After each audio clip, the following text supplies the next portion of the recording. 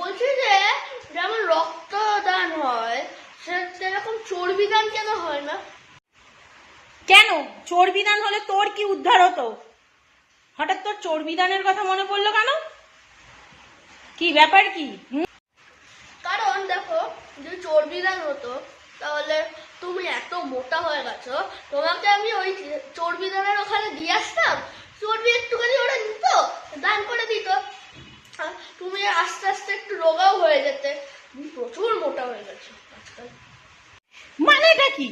হ্যাঁ, তুই আমাকে মোটা বলছিস, তাও এইরকম ভাবে? ছি ছি ছি ছি ছি পিকু, কিন্তু ঠিকই বলেছিস, একটু বেশি মোটা হয়ে গেছি আজকাল।